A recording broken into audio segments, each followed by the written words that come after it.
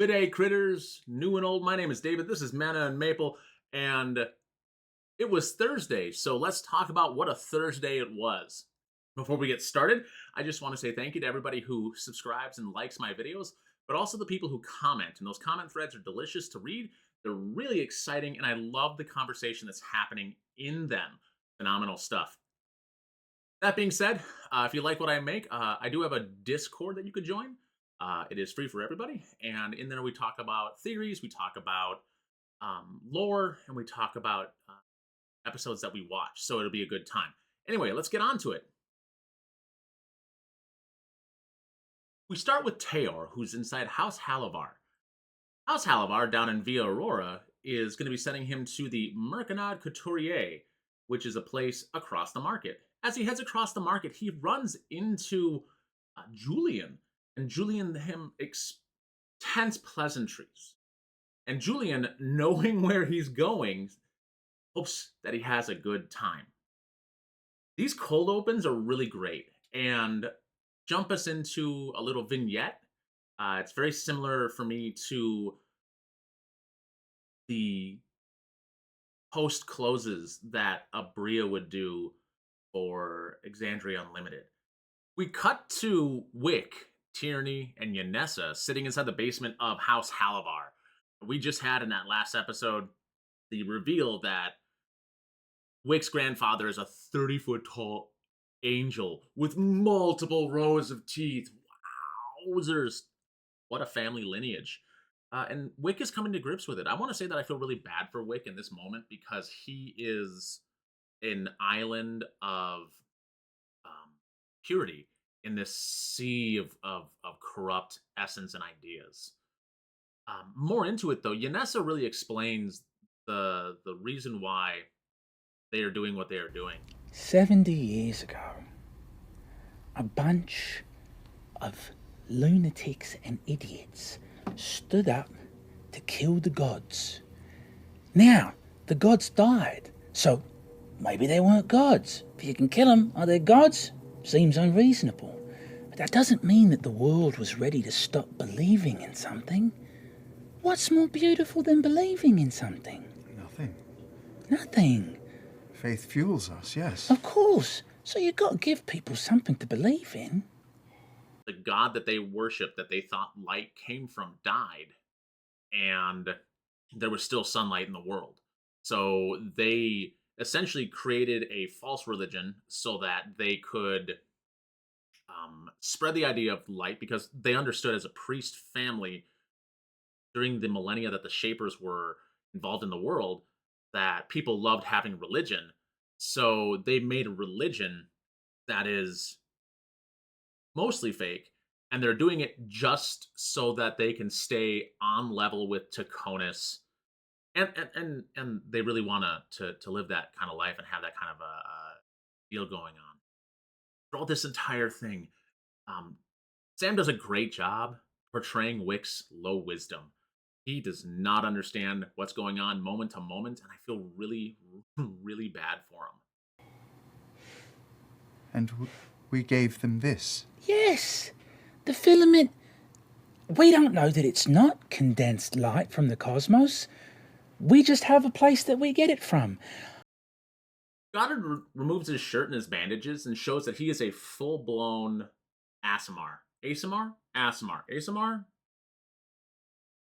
Asimar. We'll go with Asimar. And Tierney suggests that they all take Wick off to go relax and soak in a hot tub. Tierney explains that the tub is a 20-foot tub. I would love a large bathtub. I am 6'4", and I would love a large bathtub. And Tierney really explains what's going on in the world and how much Wick doesn't know. It's really, this is a really hard time for Wick specifically because his entire world is getting turned upside down. Tierney explains that her maker, who is the shadow of suffering, has a deal with the Halavars.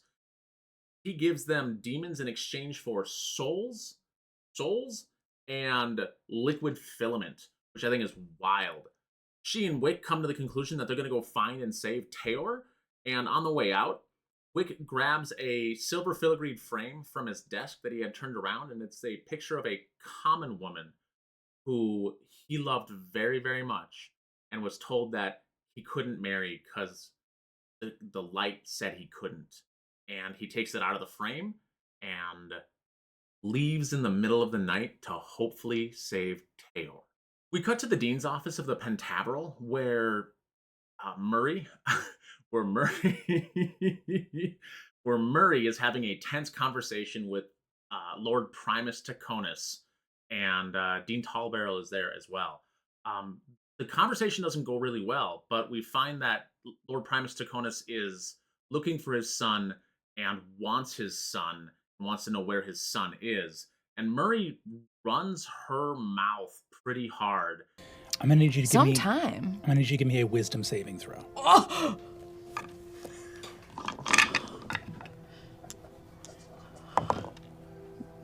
21.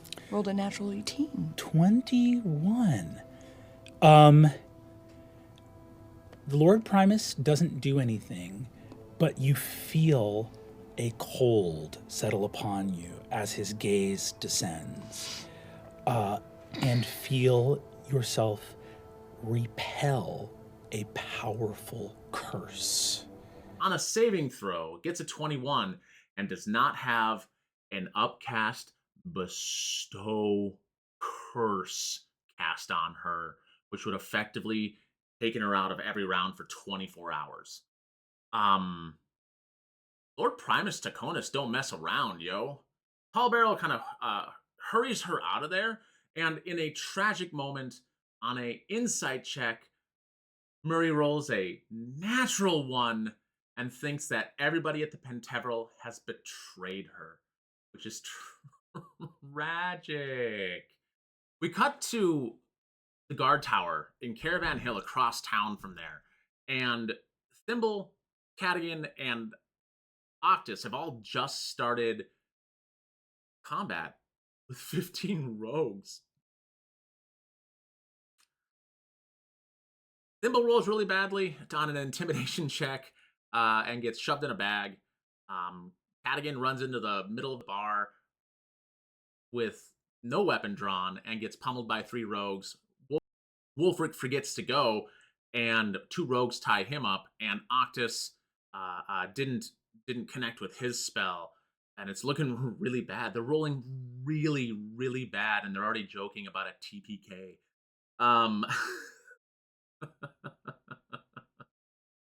At the bottom of the round, Valus comes through a window, crashing through, and because they're flanking, gets advantage on the first attack roll that she makes. I knew I should have picked this one anyway. Remember, I felt it. For all of you, complicated battle set out here, but the reason we use minis is for strategy. No! Natural 20! Good. I'm not rolling it in here anymore. Okay. That's what the problem was. Okay, Okay. so. Completely brains the rogue that was holding Thimble's bag. Thimble rolls out of the bag, and she's fine. Everyone's rusty, really rusty. It's been a long time since they've actually played the game, and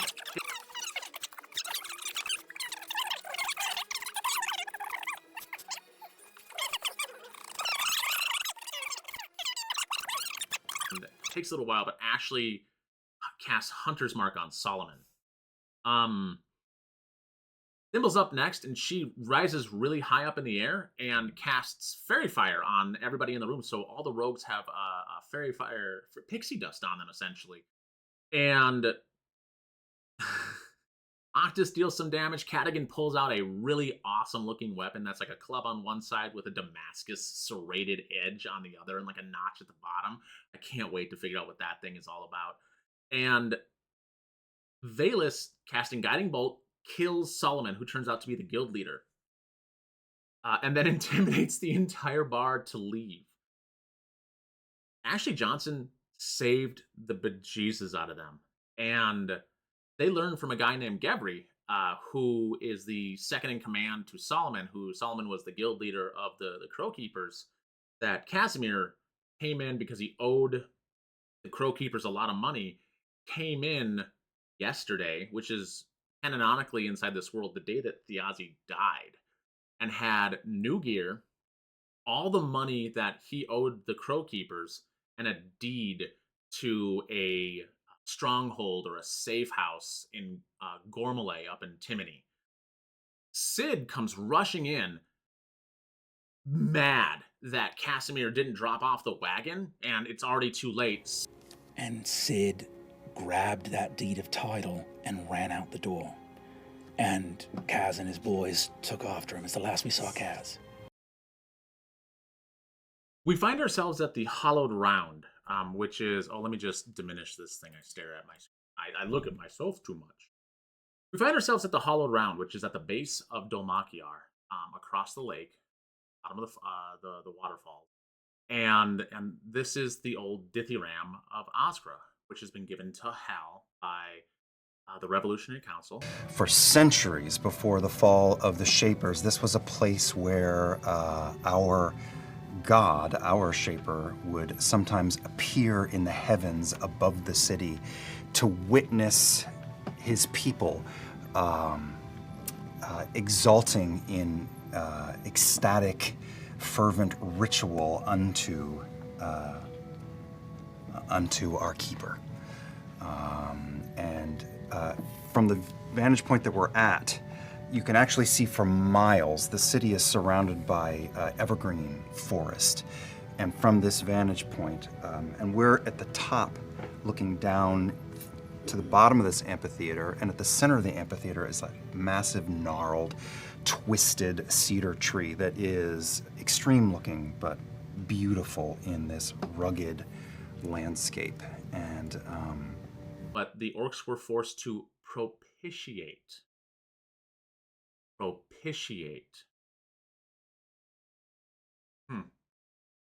Brennan is doing his best to let us learn, giving us opportunities to learn new words. Thanks, Brennan.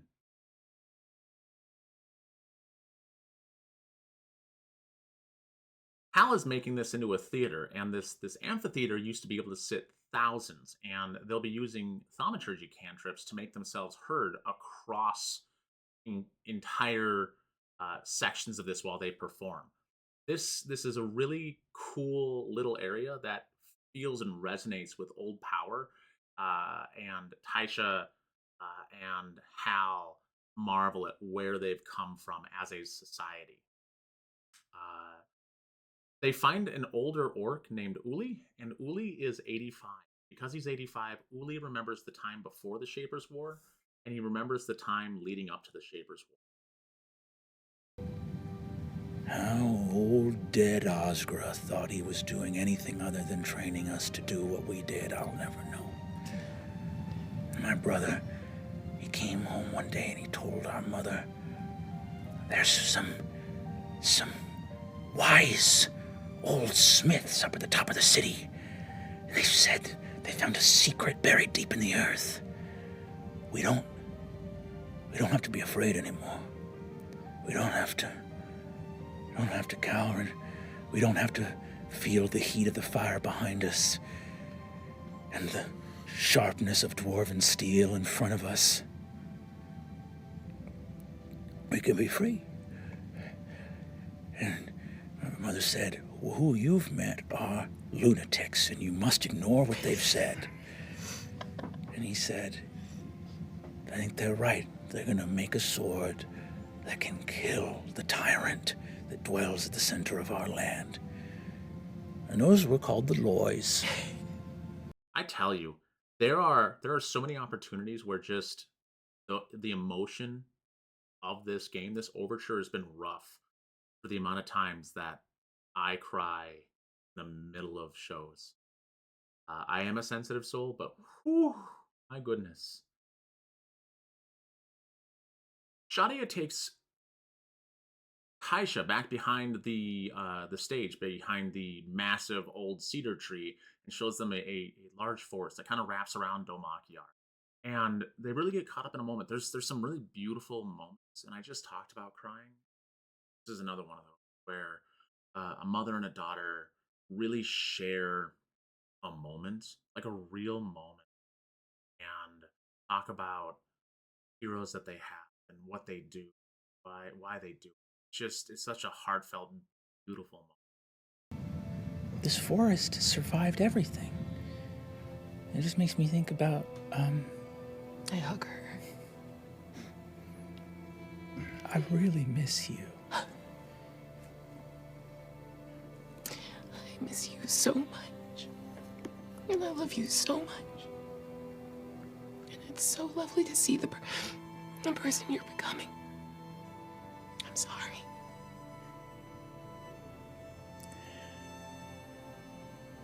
I hope I'm becoming someone that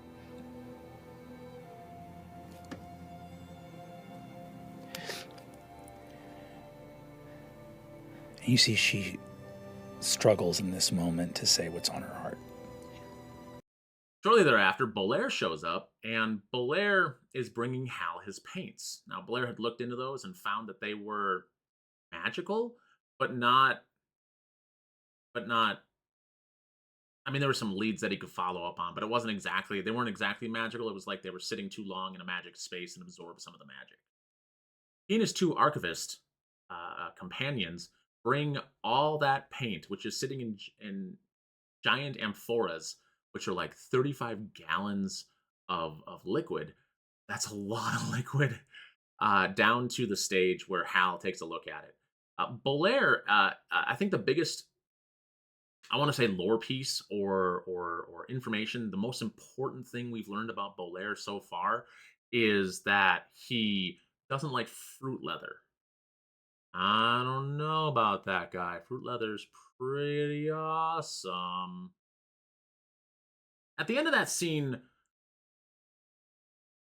Belair and Taisha feel the power and feel like something important is happening around them. In fact, everyone starts to feel by the end of this episode that there's something monumental happening in this world on this night.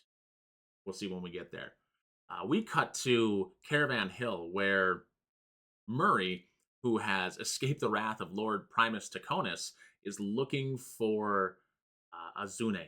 And Azune is on patrol through Caravan Hill. They find each other and have the oddest 5-minute staring at each other conversation. Do you get it? I do, I get it. Yes. I don't think you're looking at me like you don't get it. I just was wondering if the story was done. No, yeah, it's... What I'm trying to say. You know what we need to do is we need to find... Frogs? Shit! No, now you're confusing me. What do we need to find? Well, I was on my way to go to... Well, I was going to end up at Belair's. Yeah, I was with him all night. I haven't slept. You need to do something about that. Yeah, I think wine. Wine would be good. It'll make you sleepier, wouldn't it? You need some coffee or something. You don't know me. Okay, Murray, I'm gonna... Octus! Yes? I'm gonna need... I'm not directing I'm not in this, okay? I'm a different guy. I'm on the other side of the fourth wall. They break off from the group and head to the guard tower. And the guard tower there's nobody there because Octus, Thimble, Cadigan, and Valus have already left. We cut again to Teor, who is visiting the Marconade Couturier, and he meets one of the Marconade brothers, who brings him into the shop. The shop itself is a tailor shop, but it is very visually confusing, and there is a distinct incense smell in the air. He's taken into the back, and the incense is poison. And as he meets the other Marconade brother, he is hit with 2 hold person spells, and that's all we know.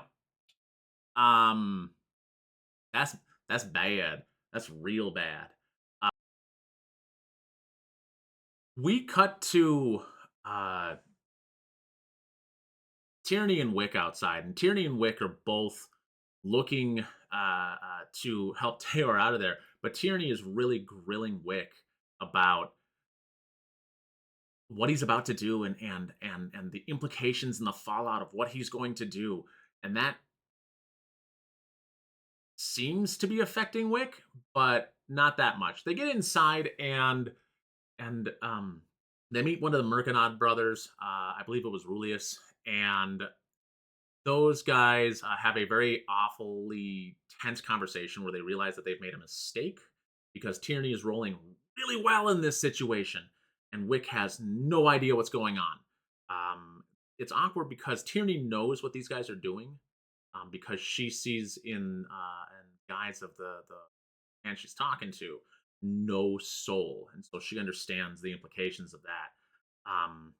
Wick thinks that this is a great tailor shop, and they're doing a fitting for Tayor, and he doesn't understand what the problem is. But he does like that vest. The second brother comes up, and he's got this like glass head kind of protrusion that has a fire growing in it. That's an infernal engine. I can almost guarantee that that's something akin to an infernal engine. Um, and he goes down to free Tayor. Tayor is manacled up with his hands above his head, and they had been snipping and shearing his shadow.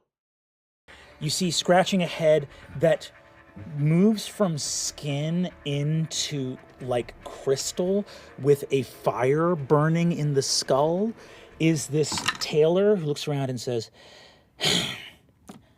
"You're a very lucky man." And you are suspended with arms over your head in manacles in the center of a massive 9-pointed pentagram in the basement of the tailor's shop. And you see the shears were cutting your shadow into pieces. And you see that he whispers a word in Fiendish. Your shadow reconstitutes, and he says, "You would have had quite a ride come sunrise." And and you see he scuffs the circle. He scuffs the circle with his foot, undoes the manacles, and says, "Off you go." Now, I have someone in my Discord named Cat Kiwi, and Cat Kiwi was wondering what the significance of cutting someone's shadow up would be. And I looked it up. And thank you, Brennan, for allowing me the opportunity to look up yet another thing, because I really like looking things up. I really do, actually. That's something that I like researching. It's fun. Cutting up your shadow is something that Infernals would do in like an occult sense if your soul was currency in their worlds. So I think what they're doing is the whole soul is too much currency, and they're breaking you up when they cut your shadow up.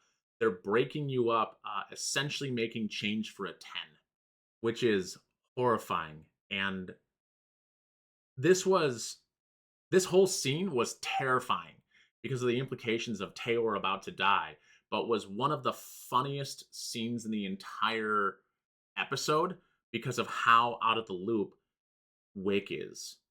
And it's just amazing to watch. They rescue Tayor. Wick pumps a lesser restoration into Tayor, and they make tracks for Hal's house. Across town and earlier that day, Julian arrives at Hal's house and meets Inez, who's guarding the front door. Julian is just about to take off when Octus in disguise, Bayless, Cadigan, and Thimble all show up at the house. Thimble and Julian have a tense conversation, and Thimble really irritates Julian, and Julian reaches out and grabs her wings. Julian tells Octus that he has some important information for him, and Octus is in danger, and then leaves to head towards the Arcanaut, when in reality, he just sneaks around the side of the buildings and listens in on their conversation. Octus decides to go with Julian to talk to him about whatever his problems are, and Valus agrees to go with. Octus and Thimble have a really sweet goodbye. I really like the vibe and the feel that those guys have when talking to each other. It's so they're going in different directions completely, but I ship that. I absolutely do. So sweet. And so Cadigan and Thimble go inside, and then Octus, Valus talk about Pin for a little while, and Bayless wonders aloud, can death or dead things still love us? And that's an idea that kind of grapples around um, the death of her god. Maybe, I don't know. That's for the theory video. That's later. That's later. I'm not doing that right now. Um, Octus talks to Julian, and they decide to go to Julian's Palazzo Davinos to meet with Lady Aranessa and General Ramon. And they head off in that direction. We then cut back to Hal's house, where Hal and Taisha find Thimble and Cadigan. Taisha is mad that Thimble let Octus run off with Julian and turns into a wolf and leaves. At that point in time, Murray and Azune show up back at the house. They went to Caravan Hill. They looked at the guard tower and they walked back to Hal's house. It's now evening, and they have a really tense conversation about what's happening in this world, what's happening inside this town, and we can feel tension starting to come through this entire operation. Tayor, Wick, and Tierney show up, and Tayor is let to know that Sid ran, and they all come to the conclusion as a group that Thimble can't stay in the city because she's the partner of a traitor and was left for dead in a safe house. Tayor can't stay in the city because he has a death mark on him by House Halavar. Wick can't stay in the city because he has betrayed his family twice, and knowing what they do to Tayor really shadows this particular decision.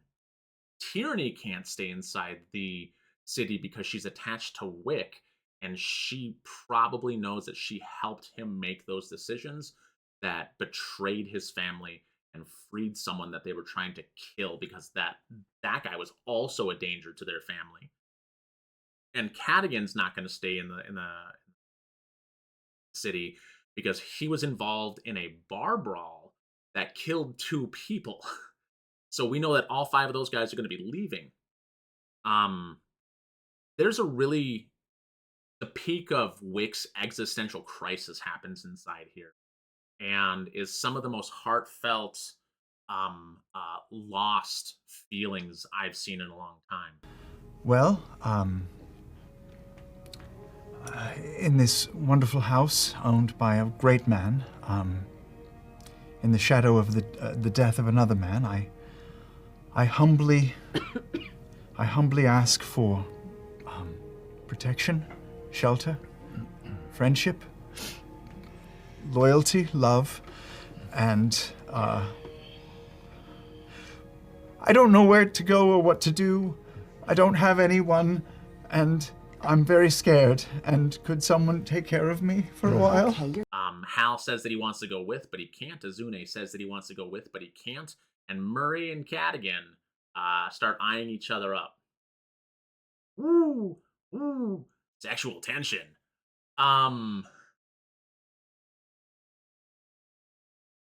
The 5,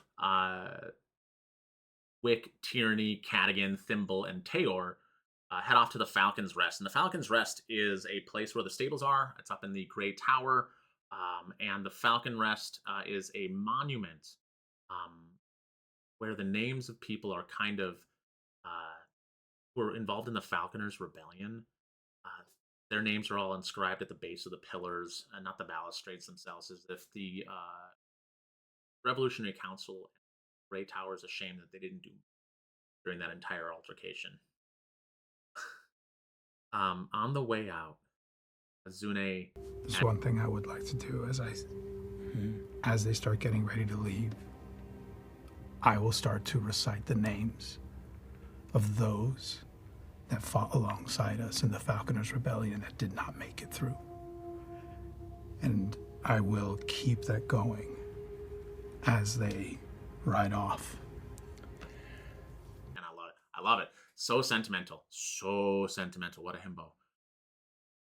We cut to dusk, or just a little bit past that, where in Palacio de Vinos, Octus and Julian head inside, and Valus trails after with Pin. Lady Aranessa takes Octus aside and starts talking to him about his family and his schools and his studies. And General Ramon talks to Julian about the good job that he did, how proud he is, anything that he knows.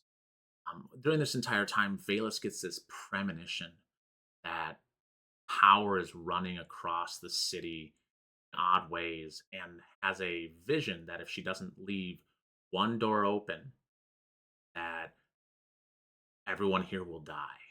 And goes and opens up a door, commands a soldier with a level 1 spell slot to open a door, waits, and she can see a vision of a wolf running across the city, which I think is it's cinematic. This would make great TV. Uh, they're gonna do it. They're gonna make another one. They're gonna make 2 more of those animated series because they're doing so well. Taisha runs and runs and runs, and we cut to Julian breaking away from his father and having a good conversation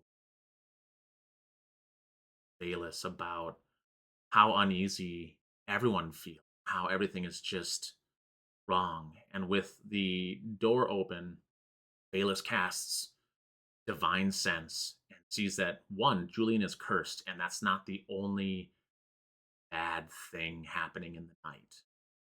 And as your divine sense reaches out, that curse is not the most troubling thing here. This garden, beyond Julian, is filled with hundreds and hundreds of specters of the restless dead just on the other side of the veil from the living world. Walking out on the steps to the garden, you see General Raymond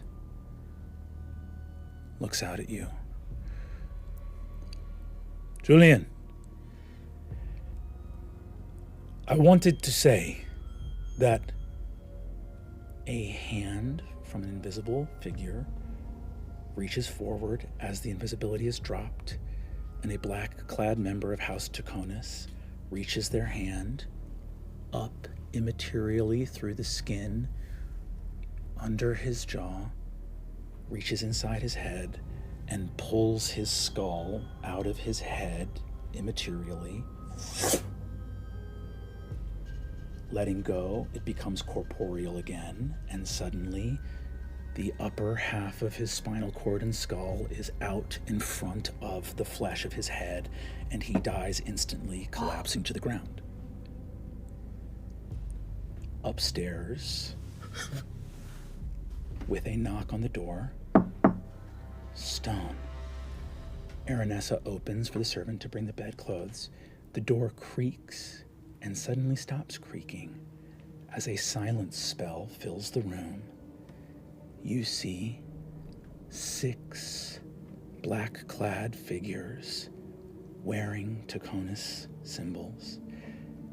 As their heads rise, you see the vacancy of 6 ghouls, full undead, gazing out at you. And in the midst, you see here your brother, Ethrend,